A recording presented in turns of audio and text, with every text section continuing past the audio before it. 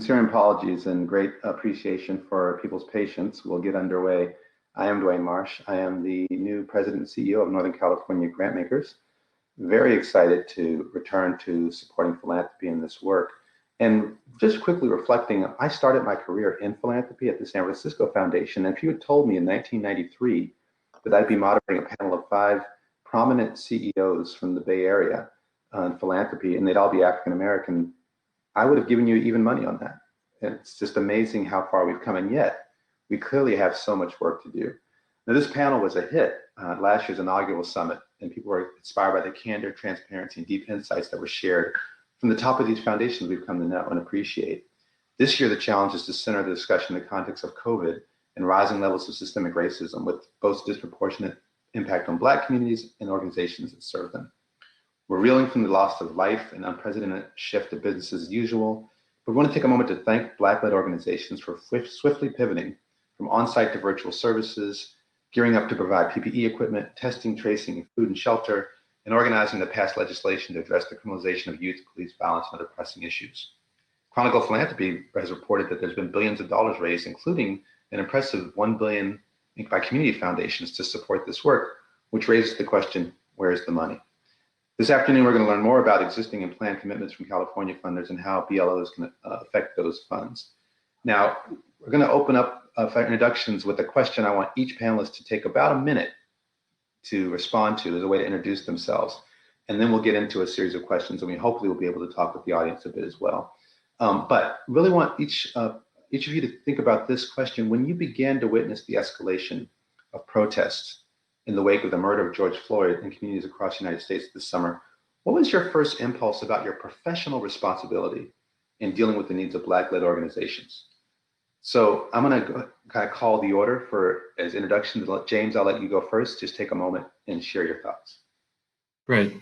Thank you, Dwayne. And for those who might not know, I'm James Head. I'm the president and CEO at the East Bay Community Foundation. I haven't been able to figure out how to change the title. It says you, and I'm not quite sure if it means me, you, or you, but that having been said, yeah, I think the initial sort of impression I had, Dwayne, was a heightened level of responsibility, as a Black man, especially given the protest and what was happening following on sort of the revelations coming from the COVID-19 pandemic.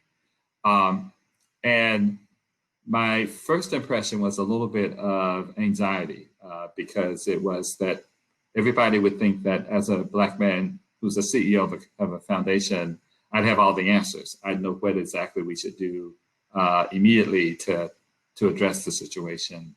But my second impression was to actually look to people on this panel, colleagues who I respect significantly, for advice, for consultation, for collaboration, because it was my sense that we all together needed to sort of move in a direction of thinking strategically about how to go forward. So with that, I am extremely proud to be on the panel with Dr. Ross, and hopefully Fred will join us back in a moment. But especially with Lateefah and Judy, who are 2 Black women who have led the way in philanthropy from my vantage point. Because my third thing was that this is a woman-led solution. And so Lateefah and Judy, I've put a lot of faith in to be able to move us in that direction. And with that, we'll turn to Judy to introduce herself and give her thoughts. Thank you, Dwayne. And by the way, congratulations on your new position. Back when I was on the board of NCG, and it would have, to be perfectly honest, hard for me to imagine a Black man in that role back there years ago. So we're just really so proud of you. And I'm delighted to be here on the panel.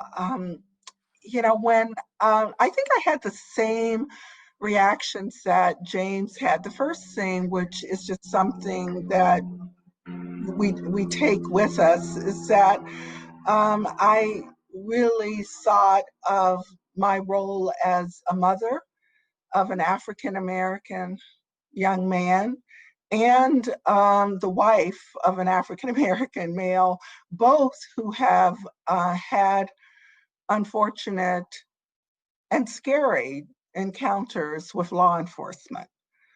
On the other side, I also thought of another woman in my family, my sister Kay, who is a retired law enforcement officer and who has been working and still is working inside law enforcement to make many of the reforms. So I was thinking about that. But then I also was thinking of how can I, in leading a foundation whose legacy has really been defined by, I think we probably need someone to mute. Here we go. Thank you. Have been defined by promoting violence prevention, not through the lens of criminal justice, but as a public health issue.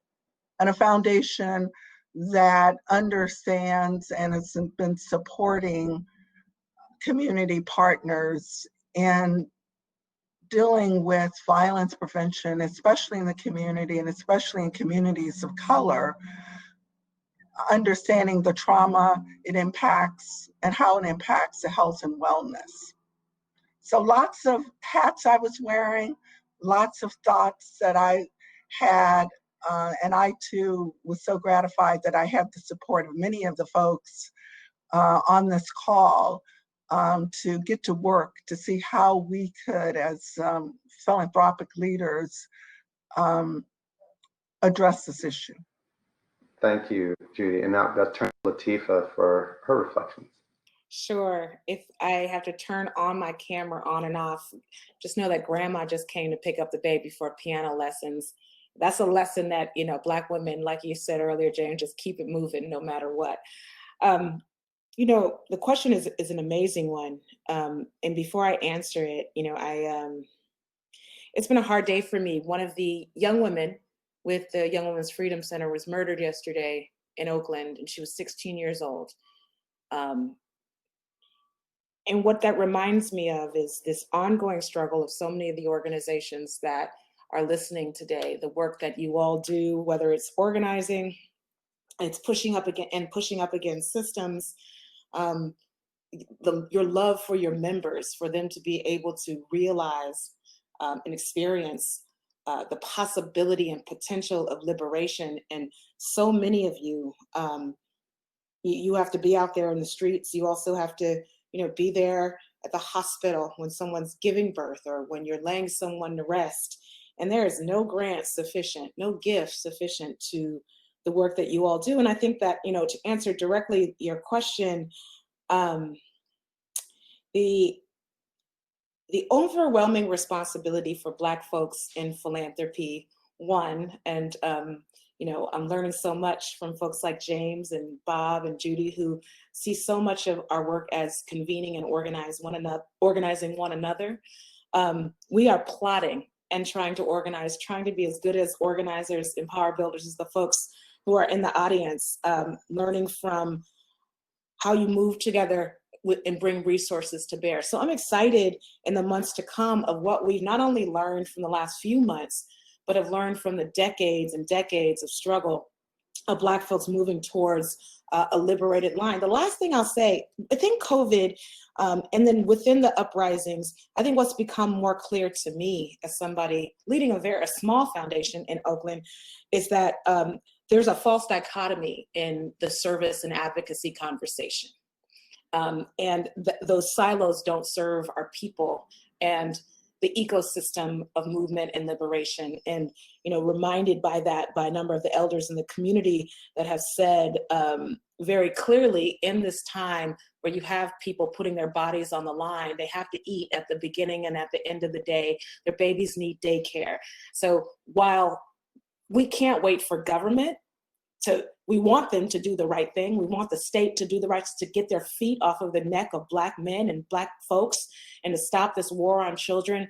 I'm learning how to listen and follow and letting the movement lead. And I think what we've all agreed to is that we need to max out the movement. If we want people to win, we have to fund them like we want them to win. And I think a lot of us in the field are trying to figure out how to do that. But the people who are right in front of you, just in the last few months and for most of their careers, but now have thrown down and saying we absolutely have to lift up and anoint and make very clear that Black leadership is the reason why the nation is having this racial reckoning.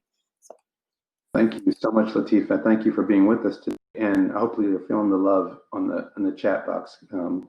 Definitely prayers and thoughts are with you, your community. Lastly, at the moment, Dr. Ross, just this 1 minute response on what you felt your professional responsibility was in the moment when the protests started to emerge. Yeah, thank you, Dwayne. And let me also endorse congratulations to you on your leadership position. Very proud of you and all of us as we support more folks that look like us in these positions. Yeah, I mean, Lateefah and Judy said it pretty well. What happens in particular with George Floyd and then Breonna, it's interesting that the work that we do in philanthropy, specifically, but I would say generally in our sector, has 3 dimensions to it, and we generally talk about one of the 3 in philanthropy. Sometimes talk about the second. Rarely do we talk about the third. The first dimension is strategic, which has to do with outcome measures. The second is moral, and the third is spiritual. And with each passing year in this field, the work feels more spiritual to me from a dimension standpoint. And so when something like George Floyd happens, I'm not turning to the Chronicle of Philanthropy. I'm not turning to Stanford Innovation Review. I'm not turning to the Milbank Quarterly. I'm thinking about, my pastor, my grandmother, my mother, my dad, and how, how my family and my ancestry would expect me to stand in this moment. And so it's a very spiritual sort of kind of thing. With all the degrees and training that we have, and I went to med school and grad school and all of that. Really, none of that comes in handy. It's to Lateefah's point. It gets very as Brian Stevenson says, you got to be proximate. And if you're proximate to the pain, you're going to do this work well. And so that's I'm thinking more and more about the spiritual dimensions of this, and hopefully we'll get into what it means for us as Black folks privileged enough to be in these positions. We need to be spiritual enough to feel the moment and act in a way that our ancestors would be proud. But we also need to be strategic enough looking ahead. We've got to get more disciplined and strategic and precise and intentional about the building of power and Black activism and Black advocacy. And we got to get as smart as the other folks have gotten who now have this country in this position. So I look forward to that conversation. The word that we will go until 1:40 for those who are tracking. So we have 5 minutes. And I'll ask a few questions, and I'll ask for the panelists, just 1 or 2 of you have a response, just so we can get to several questions. And the first one, we started to get into a little bit of how your foundation itself has acted with urgency to support your nonprofit partners and those hit the hardest by the impacts of COVID-19. And Judy, I know you had some thoughts on this. Maybe you could lead off and one other could join you. A variety of things. First of all, while I'm thrilled to see that, in the New York Times and other places, folks have discovered that race is a social determinants of health and wellness. I think everyone on this call, and certainly Cal Wellness as a public health foundation, that has been part of our North Star, social determinants of health. So, and most recently, even before COVID hit, we have focused in on race as it impacts health and wellness. And it runs through everything we do. And so for us, we just needed to up our game and get dollars out really quickly to the community, which we did. We got out about $10 million in rapid response quickly. And I give a lot of kudos to my team who they were doing this while we were moving into a remote situation. That's number one. But number two, the other thing is I think that we've been thinking and being very purposeful over the last few years about using all of our assets, because we don't believe you can just grant make your way out of it. So we really stepped up using our voice and our convening power, really with the support of Bob.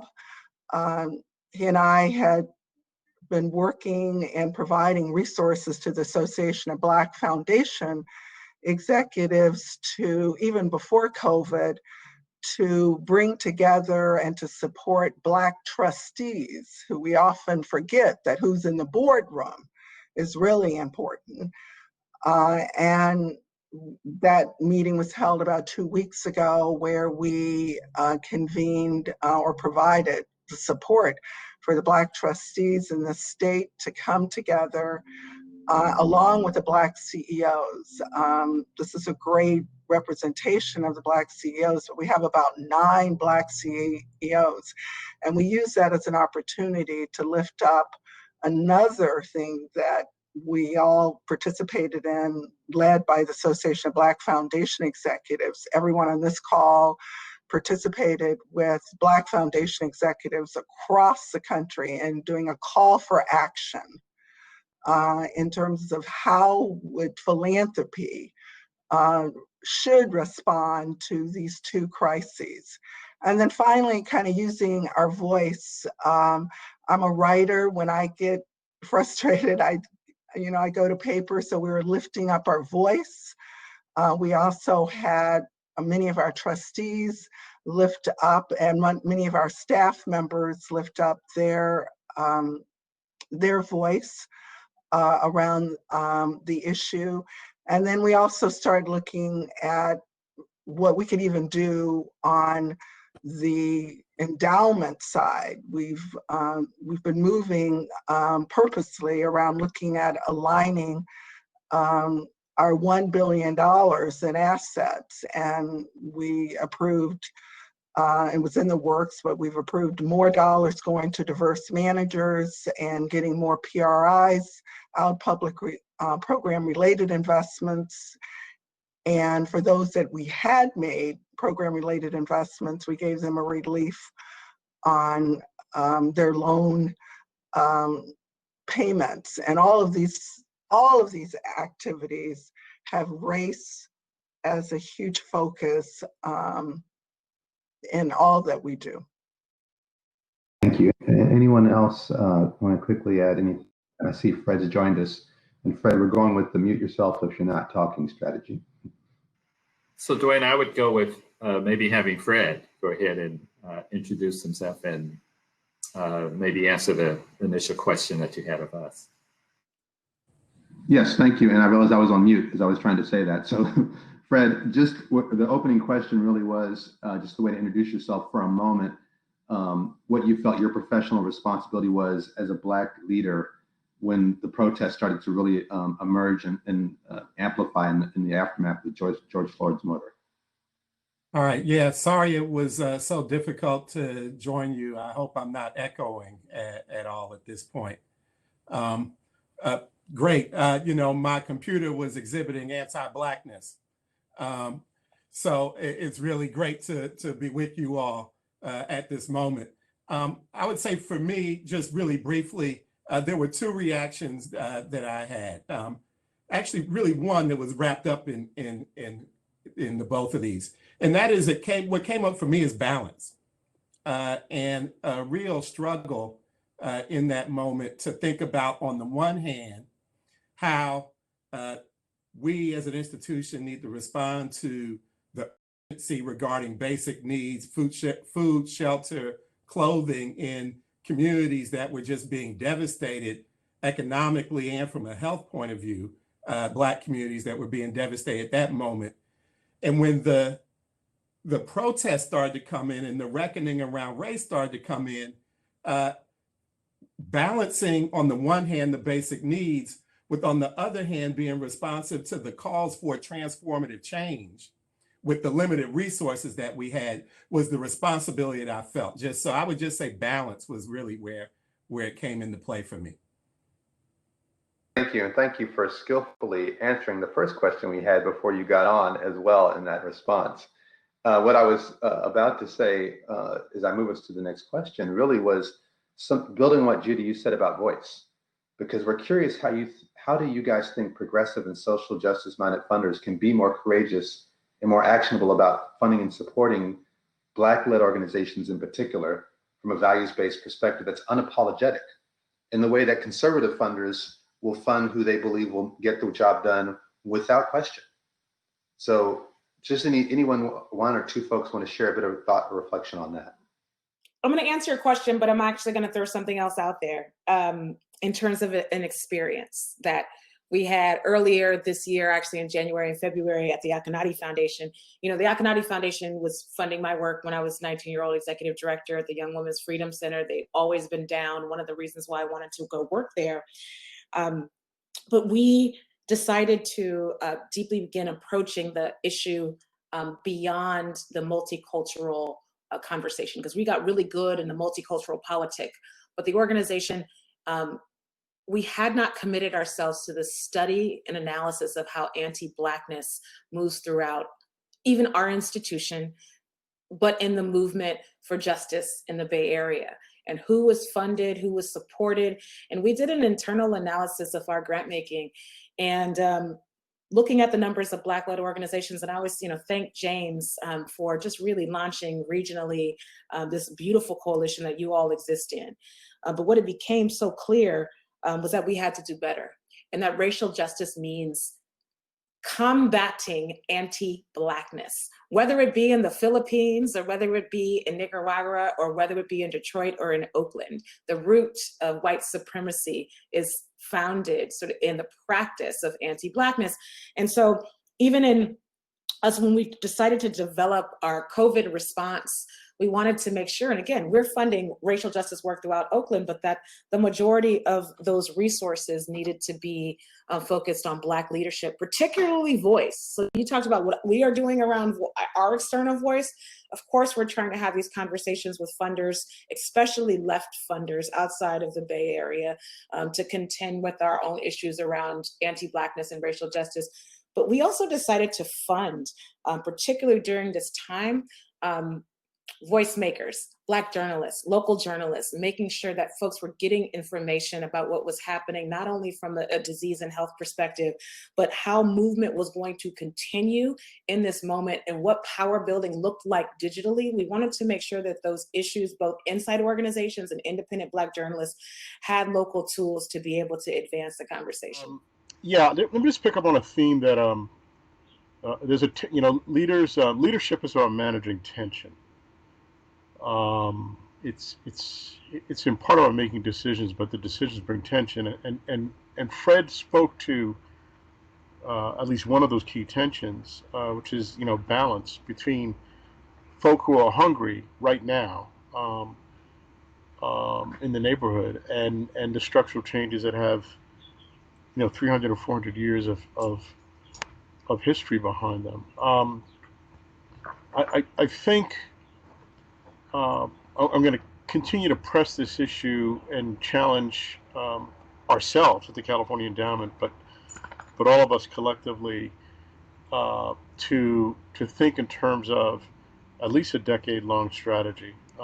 This is probably another 30, 40 years of work, given where this nation is now, but at least think about the next 10 years and think about the kinds of things that we want to see in the infrastructure of power building for Black lives, that either is threadbare or scant now or doesn't exist, right? So do we have a structured pipeline of leadership support for movement building leaders?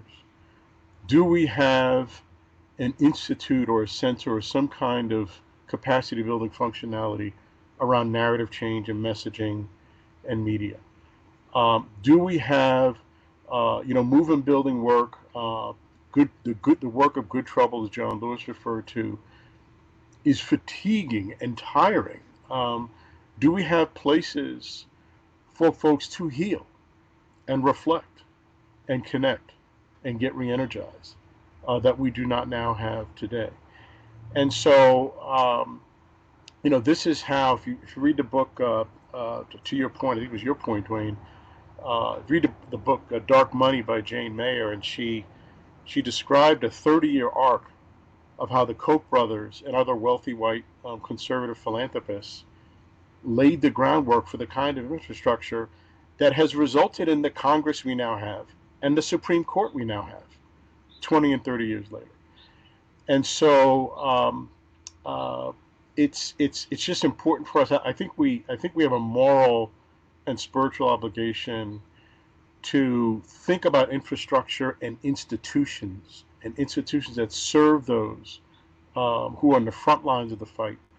What do they need? Sort of beyond the obvious is grant support. That one's obvious. That one really should be a no-brainer.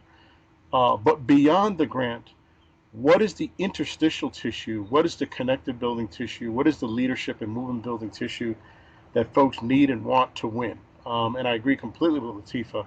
We got to fight folks so that they can fund folks so that they're in a position to win. But we've got to think about centers and institutions and infrastructure that we must have 10 years from now, 5 years from now, 3 years from now, that we do not have today. Thank you, Dr. Ross. And I want to invite others who haven't shared on this point to explore this a bit more, in particular challenges you're running into, even in this moment when it's clear it needs to happen. How do we start to move tactically or practically? So, Dwayne, I'll jump in for a minute, particularly around voice and challenges. I think for me, and I'm sure I'm not, these issues that we're grappling with around race and structural racism in the systems that we're dealing with, including law enforcement, but frankly, more than law enforcement, are not externalized issues for us. Academic exercise for Black folks, in particular, Black folks in leadership. I, in high school, had to lay face down on the pavement with a cop's gun in my face. And I'm sure I'm not the only one with that kind of story. And the challenging thing for me professionally, my entire professional career, was that the emotion, the anger, the sadness, the passion that is associated with experiencing that has never had currency. And in fact, if you brought all that emotion into the workplace, it would guarantee a ceiling on your ascension and your ability to ascend into leadership positions. The gift of this moment, and I think it's a gift that's been given to us by young people who are just saying enough is enough and they're disgusted, is the gift to be able to give that emotion and that anger and that outrage currency. And I think that as Black leaders, we need to take advantage of the currency of the moment associated with our experiences and our anger and our sense of injustice, and channel that in strategic ways and use it in strategic ways. So I think from a voice point of view, this moment calls on us to not suppress or hold back the feeling of outrage and anger, but to bring that into the room in just about any instance where we can, so that the conversation doesn't get hijacked or deflected away from Black oppression and anti-Black racism, like it always does. So I think voice is really important and critical at this moment. And it leads me to my challenge.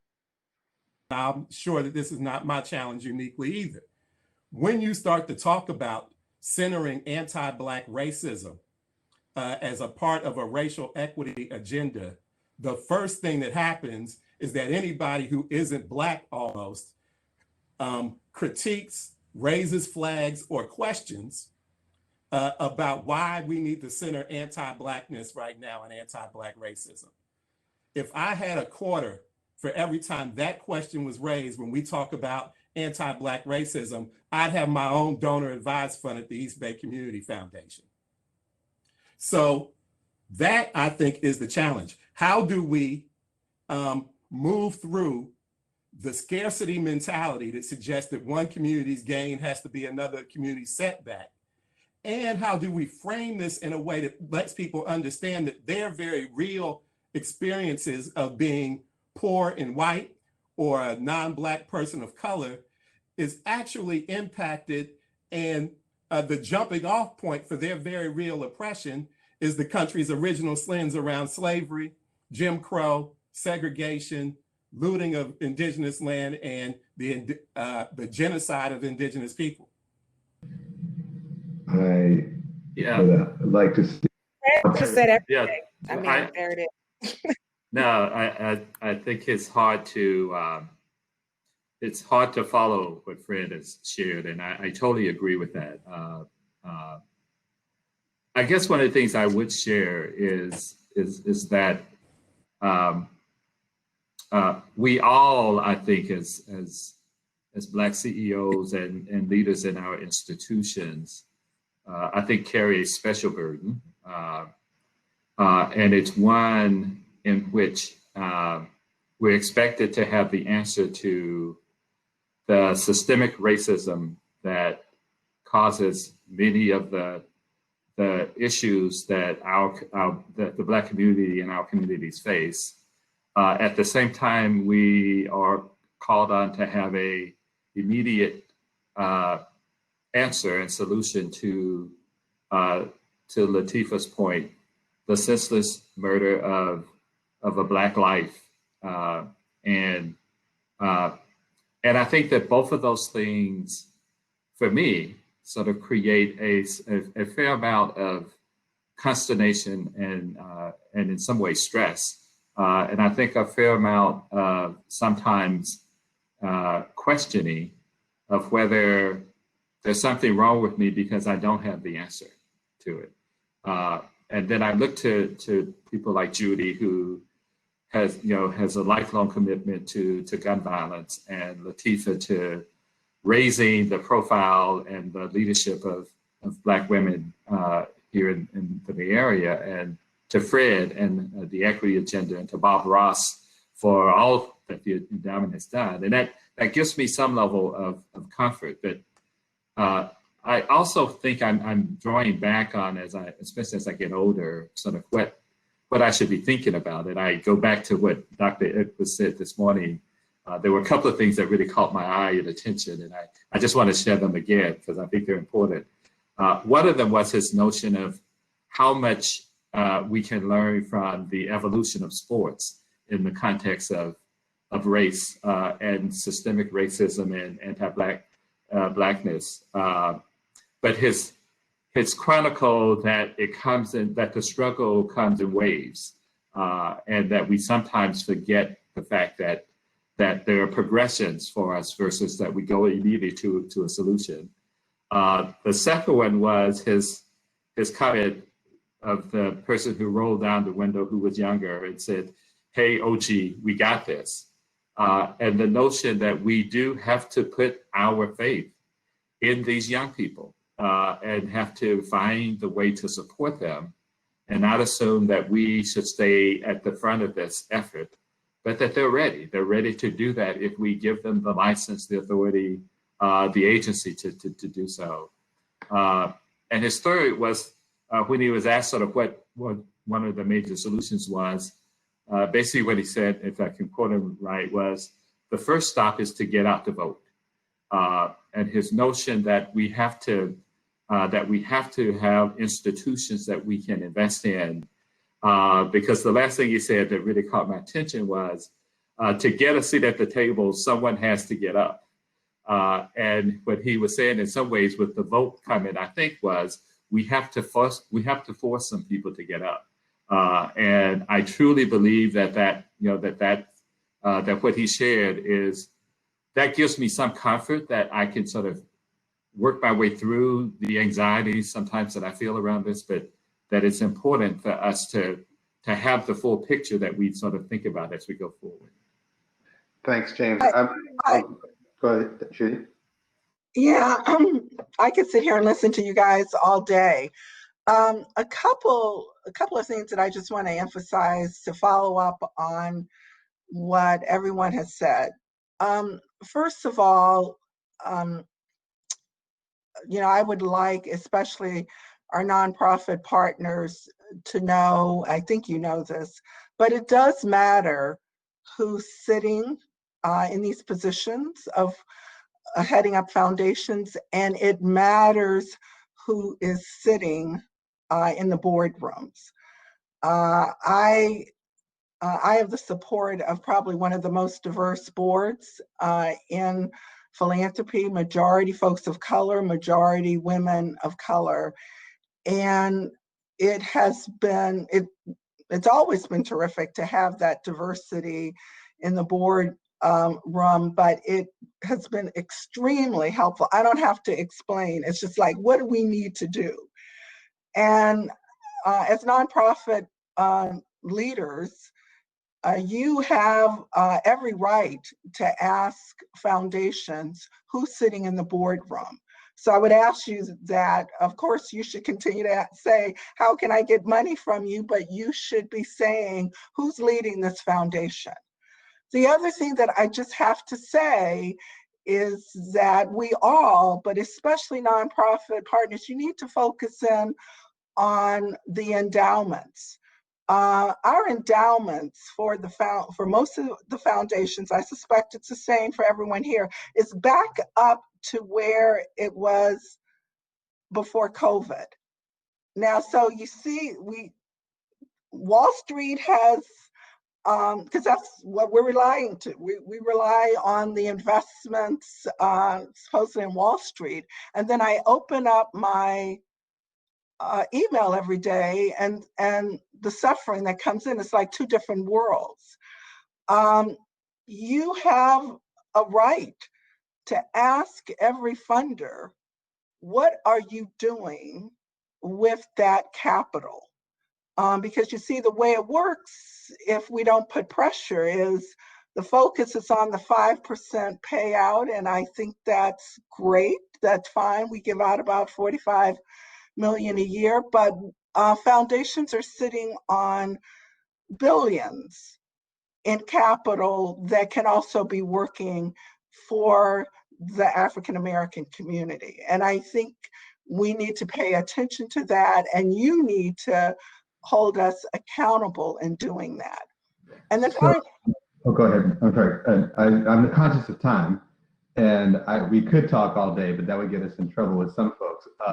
So I want to ask one final question, and would love 30 seconds from each of you if you have something you'd like to share with the audience about concrete opportunities. How do we actually, some of you have some resources that could support the work we're discussing. And so I'll just do a quick round robin. We lost Lateefah for a moment, I think, but hopefully she'll be back. Fred, I know you guys have, and James, you've got some things going. So 30 seconds, things people should know about. In Lateefah's absence, I would just say one of the things that people should know about is the California Black Freedom Fund. And I apologize if this is repetitive and it's been mentioned already. But there's a group of statewide foundations in California that are laying the groundwork to establish a fund that is explicitly about building Black political and civic power in the state of California. It has ambitious monetary goals, ambitious goals in terms of what it can achieve. And I think that it's something that everybody should be aware of and leaning into. Yeah, this is Bob. Agree with Fred. I'm thinking increasingly, in whatever my remaining years at TCE are as a leader, thinking about both spirituality and institutionality. And Fred just mentioned one of those institutions that's being newly created. It's a little bit misnamed, Fred. It's not just a fund. It's really infrastructure for organizers and activists. So yeah, that's an example of the kind of institutions we need to build to support our communities that focus on racial justice and social justice. And I'll just close with this analogy, Dwayne. On the capitalism side, there's a lot of infrastructure to grow and support and nurture capitalists. There's 1,000 MBA programs and 600 business schools in this country. Never mind all of the leadership programs that corporate America has to develop their budding capitalists. The infrastructure on the social justice and racial justice side is scant by comparison. And Fred, I agree with you. I think the Black Freedom Fund offers a promise of contributing to the kind of infrastructure that our power builders need. That's a powerful notion to end over. James, I don't know if there's anything you wanted to share as well before we close the panel. Yeah, just two things. Obviously, many of the folks who were in this meeting are familiar with the BLO initiative that we have, and we do have a desire to scale up the opportunities for organizations to participate in the stabilization program and the acceleration programs related to that. And you can get more information, obviously, either at our website or on the site. But I do also want to say that we are investing a significant amount of time and resources, as is Fred and others on this particular panel, in the propositions that are coming down the pipe in November. And I want to specifically call out Prop 15 and Prop 16. Our board actually, a couple of weeks ago, decided to take $750,000 out of the endowment to devote to these efforts, because as a community foundation, obviously we can participate directly in lobbying activity, and that's where those resources are going. And I mention that partly because every person who is on this call and every organization who is participating needs to really share this message into the community that Prop 15, if passed, will result in a significant increase in public resources for many of the issues that we are talking about and that you're working on. And that Prop 16 will restore a level of fairness in California as it relates to the ability of people of color and Black people in particular to be considered for education opportunities, for contracting opportunities. And so we only get these opportunities, I won't say once in a lifetime, but it may, given my age, it may be in the rest of my lifetime. But it is important, I think, to mention and for people to understand the importance of actually doing the work necessary to make sure that these can be successful. Great, thank you. Lateefah, Fred, I love that. And I'm from a private foundation, and during the day, 8 hours a day, I can't talk about propositions, and it is infuriating. So let's don't do that. But anyway, in a way, I will. I just, it's always a little dangerous. The movement really for Black lives in the state is a multi-generational movement. And what's so powerful, at the ballot box, you will see, not just an opportunity to think about how to act based on the last 7 months, but this collection of years and years and decades. Leaders like Eva Patterson and many leaders on this call today have been in the work for decades. And An elder asked me the other day, there's no 3 or 4 gun salute when movement warriors get old. There's no dental insurance for us. There's no space for us to teach and learn, the space that Dr. Ross is talking about and will be creating. Our push, I think all of us, and the demands, regardless of the side of the tables that we sit on, Black leadership is a consciousness of the state. The state of California has the 6th largest Black population in the country. And you'd be thinking, wait, what? How could that possibly be? We're the largest state in the country. And while our populations and urban centers are small, there's a lot of state, meaning there are a lot of Black folk. There are a lot of faith leaders. There are a lot of radical leaders. There are a lot of sisters and brothers running soup kitchens. There are a lot of folks right now writing legislation. And frankly, philanthropy has torn us up and torn us down. The state funding operatives have torn us up and torn us down. We are all literally together working in the lineage of our own liberation. And so for us to be reminded of that from you, of what you need to coexist in this moment and beyond, is extremely important. I will, all these folks who are on the phone right now have been my mentors in philanthropy coming from the other side, but there are folks like Nicole Taylor, who is not on this panel right now because she's organizing funders in another space, literally as we speak. So there are marching orders that I feel like you all have pushed for us who do not run Black institutions. Our institutions are not Black institutions. We have to be Black leaders, as it was said before, leaders by we got these jobs. But our job then is to transform the institutions that we're in. And so we, as you need our money, well, the money that exists in these endowments is not my money. We need your continued pressure to transform these institutions that carry so much resource. So I'm just so thankful to be a part of this conversation, and thank you to my mentors, and thank you to the people on the call who, like, sisters like Candace Eldred, who understand her organizing is as strong as her ability to be able to feed someone. These are the angels who are midwifing a movement that has taken decades and centuries to get to this point. So thank you so much. I'll offer the last word to Judy, if there's anything, one of your mentors, in terms of resources she'd like to make the audience aware of, and then we're going to close. Well, I just want to put on the at the top of our list, we're Public Health Foundation, universal health care. If this COVID pandemic has shown anything, is this crazy idea of linking health care with having a job.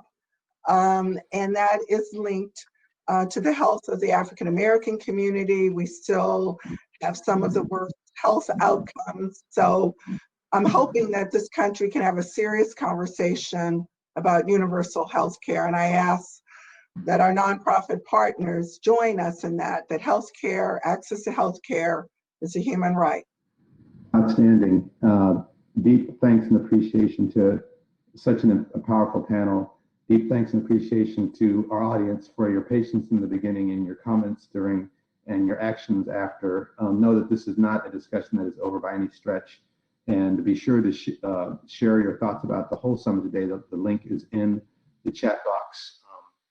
Thanks for everything you do, and we will keep the work moving forward.